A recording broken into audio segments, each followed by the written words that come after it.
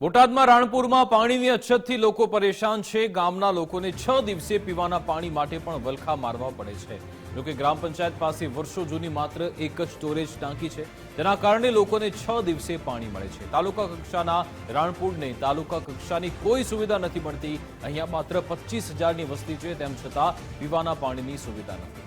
ગ્રામ પંચાયતના સરપંચે અનેકવાર તંત્રને મુખ્યમંત્રી સુધી રજૂઆત કરી, તેમ છતાં કોઈ નિવારણ નથી આવ્યું। મહત્વનું છે કે અત્યારે સ્થાનિકોને ગ્રામ પંચાયતના સરપંચે 3 ટાંકી અને 3 નવા સંપની ફાળવણી થાય તેવી માંગ કરી છે। 25,000ની વસ્તી ધરાવતો રાણપુર મોટો તાલુકો છે, છતાં પણ તંત્ર દ્વારા જે જોઈ એવી પાણીની સારવાર મળતી, સુવિધા મળતી નથી। અમારી માંગ એવી છે કે બાજુમાં ભાદર નદી જતી હોય, આ સમ જતા હોય બરોબર, છતાંય પણ રાણપુરની પ્રજા હેરાન થતી હોય। અનેક વાર રજૂઆત મૌખિક લેખિત કરે છે મંત્રીને, ધારાસભ્યોને। તેમજ ટૂંક સમય પહેલા અમારે રાણપુરમાં રાત્રિ સભા હતી, પ્રાંત સાહેબ આવેલા હતા, ત્યારે પણ આની રજૂઆત કરવામાં આવી હતી। તો તંત્રને અમારી નમ્ર વિનંતી છે, વહેલામાં વહેલી તકે રાણપુરમાં 2 થી 3 દિવસમાં પાણી મળે એવી અમારી રજૂઆત છે। આ પ્રશ્ન છેલ્લા 12 મહિનાથી તો સંપૂર્ણપણે છે। ચોમાસું હોવા છતાંય 4 દિવસે પાણી મળે છે। બાજુમાં આટલું બધું પાણી જાય છતાં શું કરે છે તંત્ર એ કઈ ખબર નથી પડતી। આમાં અમે 3 વર્ષથી અવારનવાર રજૂઆત કરી છે। સાંસદ સભ્ય, ધારાસભ્ય શ્રી અને તમામ મુખ્યમંત્રી સુધી અમે જડબાતોડ રજૂઆત કરી છે।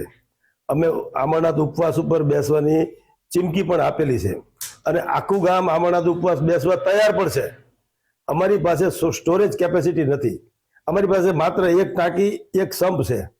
એટલે જો ખરેખર સરકાર શ્રી જો નાણાં ફાળવે અને તાત્કાલિકમાં ધોરણે જો આ ટાંકીને સંપ બનાવી આપે તો જ અમે રોજે રોજ પાણી આપી શકીએ, નહીતર આખા ગામમાં ભડકો થઈ જવાની શક્યતાઓ છે।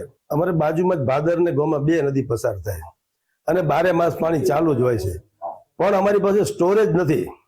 એટલે સ્ટોરેજ નથી એટલે અમે વિતરણ કરી શકતા નથી, એટલે અમારે 6 દિવસે દેવું પડે છે। 25,000ની વસ્તી ધરાવતું તાલુકા કક્ષાનું ગામ હોય અને એના માટે જે સરપંચને એના ગામ આખાને ઉપવાસ ઉપર બેસવું પડતું હોય, એ તો શરમજનક બાબત કહેવાય। રાણપુરમાં કેટલા સંપ અને ટાંકીની ફાળવણી થાય તો કેટલા દિવસે પાણી મળે?